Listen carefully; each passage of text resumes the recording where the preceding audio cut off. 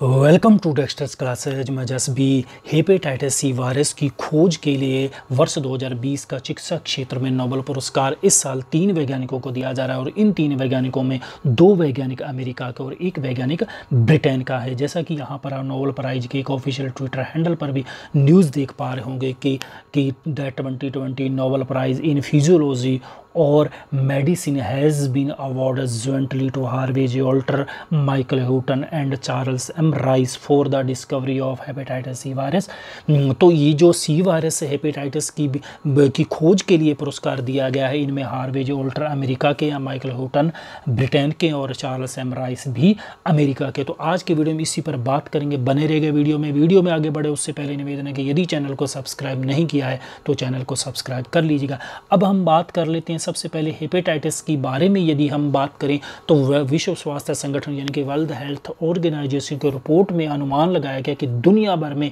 Hepatitis के करीब 70 million से भी अधिक लोग ग्रसित हैं। करीब प्रत्येक साल 4 लाख लोगों की इस बीमारी से मौत हो जाती है और यह दुनिया की ऐसी सबसे पुरानी बीमारी है कि जो लीवर की सूजन और कैंसर का एक प्रमुख कारण बनती है, यानी कि दुनिया की सबसे गंभीर बीमारियों में से एक बीमारी मानी गई है। और यदि हम नोबेल प्राइज की हम बात करें तो हर वर्ष यह 6 क्षेत्रों में दिया जाता है और इस पुरस्कार में 1 स्वर्ण पदक और 10 मिलियन स्वीडिश क्रोनर पुरस्कार दिया जाने की स्वीडन मुद्रा में दी जाती है, यानी कि 10 मिलियन की। और ये पुरस्कार दिया जाता है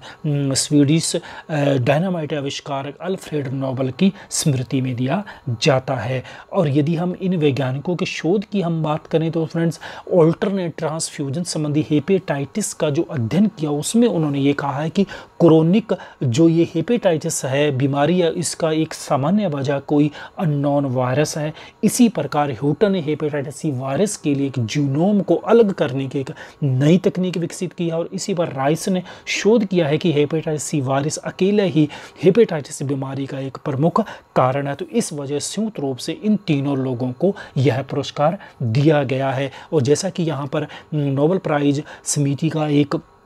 ऑफिशियली विज्ञप्ति भी जारी की जिसके अंदर उन्होंने ये कहा है कि इन 3 वैज्ञानिकों के चलते ही नोवल वायरस हुआ, हेपेटाइटिस सी वायरस की जो पहचान की, जिस वजह से आज लाखों लोगों की ज़िंदगी बचेगी। क्योंकि इससे पहले क्या होता था कि हेपेटाइटिस ए और हेपेटाइटिस बी के ऊपर तो खोज की जा चुकी थी और आज के समय इन दोनों वायरस के ऊपर तो काफ़ी आगे तक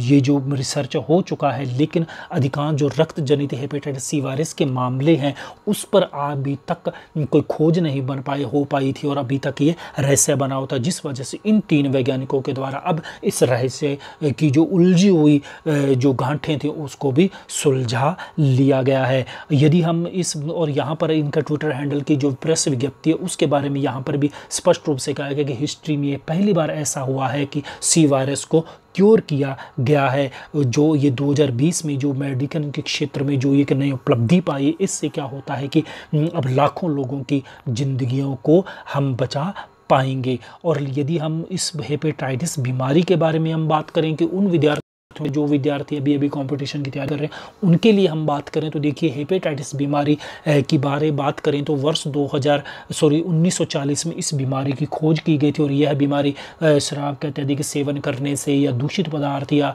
ऑटो इम्यून रोग के कारण यह बीमारी फैलती है। और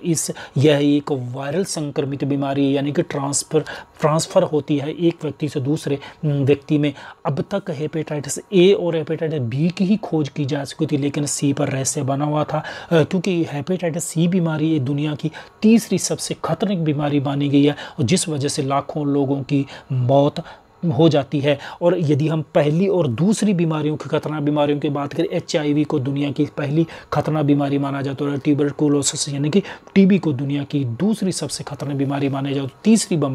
खतरनाक बीमारी हेपेटाइटिस सी बीमारी को माना जाता है, जो कि ये भी एक HIV और टीबी की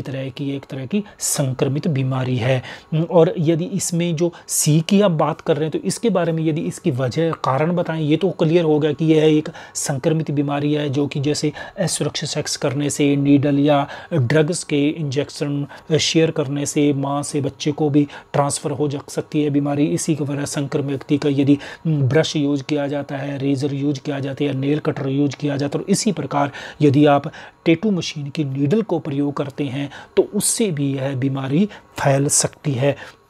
तो इसे आप अंदाज़ा लगा सकोगे कितनी ये खतरनाक बीमारी। इसी प्रकार यदि हम ए की हेपेटाइटिस ए के बारे में बात करो, ये तो प्रदूषित भोजन या पानी से बीमारी फैलती है। हालांकि ये इतनी बीमारी गंभीर नहीं है, कुछ दिनों बाद व्यक्ति सही हो जाता है, लेकिन ये बी थोड़ी काफ़ी खतरनाक बीमारी है। ए से खतरनाक बीमारी क्योंकि यह खून और शरीर में मौजूद जो फ्लूइड होते हैं उसके ज़रिए फैलता है और मरीज के ऊपर गंभीर असर होता है, जिससे क्या होता है कि अधिकतर मरीजों की ये जो रोगी होते हैं वो अपंग हो सकते हैं, लकवा मार सकता है या फिर मौत तक हो जाती है। तो आप अंदाज़ा लगा सकते हो कि कितनी ये खतरनाक बीमारी है। और यदि हम इन 3 वैज्ञानिकों को जो इस वर्ष का नोबेल पुरस्कार दिया जा रहा है इसके बारे में थोड़ी सी हम बात करें तो देखिए, जो ओल्टर हैं अमेरिका के वैज्ञानिक, ये आज के समय ग्रांट मैग्नसन क्लिनिकल सेंटर के ट्रांसफ्यूजन मेडिसिन विभाग में रिसर्च एसोसिएट प्रोफेसर हैं और संक्रामक रोग सेक्शन के प्रमुख हैं। माइकल ह्यूटन की हम बात करिए, एक ब्रिटिश वायरोलॉजिस्ट हैं जो कि फिलहाल यूनिवर्सिटी ऑफ अल्बर्टा यानी कनाडा में सेवाएं दे रहे हैं। और चार्ल्स एम राइस की हम बात करें, ये भी अमेरिकी वायरोलॉजिस्ट हैं और फिलहाल ये जो न्यूयॉर्क में एक रॉकफेलर यूनिवर्सिटी है उसमें अपनी सेवाएं दे रहे हैं। ओल्टर और उसकी टीम ने 70 के दशक में ट्रांसफ्यूजन के संबंध में हेपेटाइटिस के अधिकतर मामले के बारे में ए और वी की जो ये वजह दी, उन्होंने ये कहा था कि ये जो इसकी प्रमुख वजह नहीं है, इसी कारण आगे चलकर इसके ऊपर एक बहुत बड़ी खोज संभव हो पाई है। तो ये था फ्रेंड्स हमारा आज का वीडियो। उम्मीद है वीडियो पसंद है तो लाइक कीजिएगा, शेयर कीजिएगा। चैनल को सब्सक्राइब नहीं किया है तो चैनल को सब्सक्राइब कर लीजिए। मिलता हूँ इसी प्रकार का और वीडियो के साथ। वीडियो सुनने के लिए आपका बहुत बहुत